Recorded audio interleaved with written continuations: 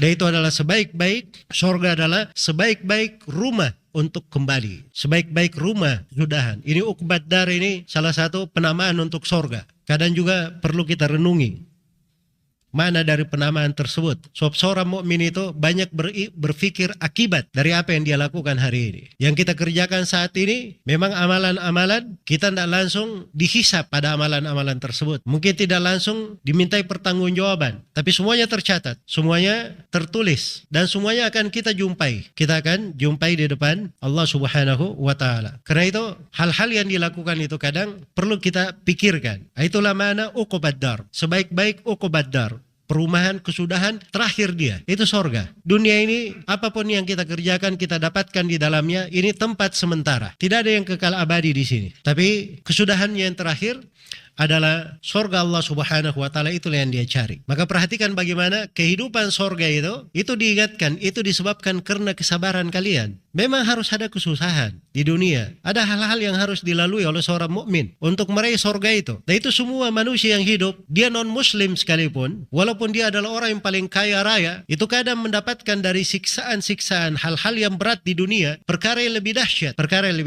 Iya, karena itu jangan menyangka bahwa orang-orang yang kafir punya bergeliman dengan harta, dengan berbagai kenikmatan dunia. Jangan menyangka bahwa mereka memiliki dari sebuah kenikmatan yang hakiki. Kalaupun itu kebahagiaan, pahitnya lebih banyak. Kalau itu terlihat kegembiraan di wajah mereka dalam maksiat mereka, maka kesedihan dan gundah gulananya lebih dahsyat. Berbeda dengan seorang muslim. Kadang dia di dalam kesusahan, di dalam kekurangan, tapi dia penuh dengan kebahagiaan di situ. Banyak hal yang baik untuknya. Karena itu Allah berfirman kepada para sahabat, "In takunu ta'lamuna fainahum ya'lamuna kama ta'lamun wa tarjuna minallahi ma la tarjun." Kalau kalian merasa kesakitan, memperoleh kekalahan, orang-orang kafir itu juga sudah pernah kalian kalahkan. Mereka juga menerima kesakitan yang sama. Tapi bedanya, kalian itu mengharapkan sesuatu dari Allah, apa yang mereka tidak harapkan. Itu beda. Dunia itu diberikan kepada semua orang. Tapi keimanan, keislaman, hanya Allah berikan kepada orang-orang yang dipilih. Inilah besarnya karunia kepada kita sebagai umat Islam. Makanya apa-apa yang berjalan di dalam kehidupan itu, dari kesusahan,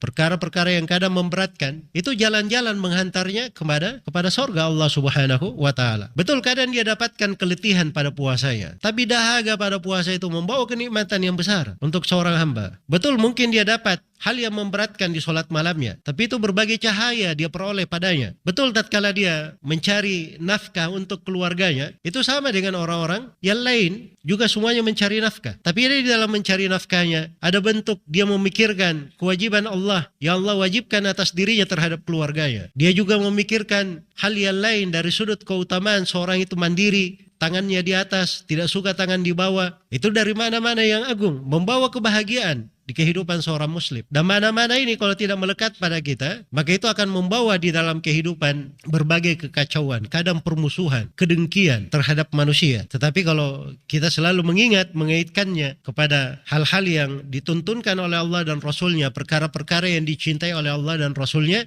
disitulah letak kebaikan. Dan itu semuanya perlu kesabaran. Karena itu surga itu adalah didapatkan karena kesabaran, buah dari kesabaran. Di dalam sebuah hadits Rasulullah SAW pernah bersabda, "Ad-dunya sijnul mu'min wa jannatul kafir." Di riwayat Muslim. Dunia itu adalah penjara seorang mukmin dan surga bagi orang kafir. Maka ini hadits yang agung ya, pegangan. Dan dari suatu hal yang unik ya, Al-Hafidz Ibnu Hajar rahimahullahu ta'ala itu pernah menceritakan atau disebutkan tentang Al-Hafidz Ibnu Hajar bahwa beliau pernah berjalan di atas kendaraan dengan pakaian yang bagus. Ya, sebagaimana umumnya di banyak keadaan itu, kadang para ulama itu memakai pakaian-pakaian yang bagus supaya dikenal oleh orang-orang umum. Dan itu sudah menjadi pembahasan ya dari masa dahulu sampai di masa sekarang juga. Ya, coba dilihat aja ya, kalau misalnya ustadznya masuk ke masjid dia pakaian biasa ini, mungkin kalau saya orang awam mau bertanya, saya nggak menoleh ke situ, kan begitu. Tapi kalau dia lihat orang pakai seperti pakaian umumnya seorang ustadz,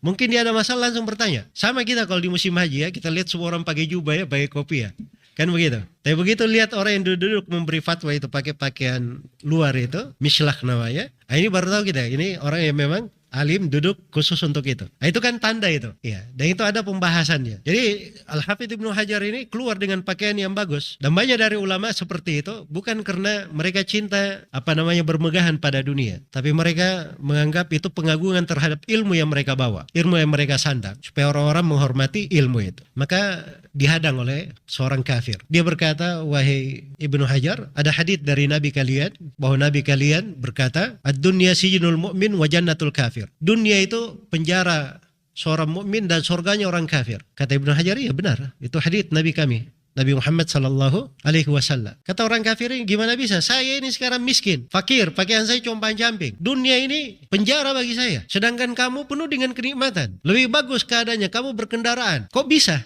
Ya, kata Ibnu Hajar rahimahullah, kalimat mudah dipahami dan membuat orang ini terbungkam. Baru dia paham makna hakikat dari hadits itu. Kata Ibnu Hajar, kamu sekarang dengan segala hal yang kamu rasakan di dunia ini, itu kalau bandingkan dengan akhirat, itu adalah surga kamu. Adalah surga kamu. Sebab penderitaan yang dia alami di sini di dunia itu tidak ada apa-apanya kalau dia dapatkan penderitaan di mana? Di akhirat. Dan itu akan menjadi sorga bagi dia pasti. Dunia itu tetap dihitung sorga kalau dibandingkan dengan kehidupan akhirat. Ya, sama dengan seorang mukmin. Mukmin itu di dunia ini walaupun dia punya kemegahan apapun, seorang mukmin itu dunia penjara baginya. Dia punya harta melimpah sebanyak apapun, dia selalu ada aturan-aturan. Dia tidak boleh masuk di sini. Ini hal yang diharamkan.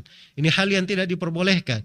Dia ada kewajiban pada zakatnya. Ada hal yang selalu mengikatnya. Itu penjara bagi seorang mukmin. Penjara bagi seorang mukmin. Jadi kesulitan itu, kesusahan, itu Allah Subhanahu wa taala catatkan di dalam kehidupan, di dalam kehidupan. Jadi jangan merasa seakan-akan di atas kolom dunia ini, di bawah jagat langit ini cuma dia yang kena masalah, cuma dia yang menghadapi kesusahan. Tidak, itu memang ketentuan Allah di tengah manusia. Hanya saja itu yang membedakan seorang mukmin pada tahapan-tahapan kehidupan. Kalaupun ada kesusahan dan kesulitan, seorang mukmin itu mengharapkan pahala di situ, mengharapkan hal-hal yang baik dari sisi Allah Subhanahu wa taala. Itu yang membedakannya.